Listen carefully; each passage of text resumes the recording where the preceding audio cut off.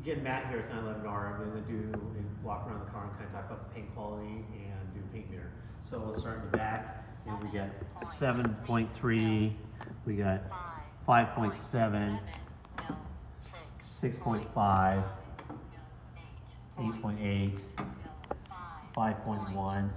Let's do this up here as well. 12, it says 7.9.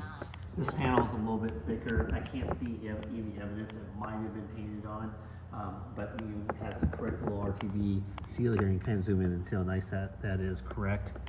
Could have paint there. I don't know. It's hard to tell. 5.7, 5.1, 4.1, 10.2, 6.2. Again, if you come in and look at the sealant on this is all totally perfect, factory correct. From fender, 5.2, 4.8, the front nose, 6.6, headlight, 4.7, top of the fender, 7.9, over here, 8.5, 6.6, over by the badge, 8.9, 7.6, and here, 5.6, 6.6,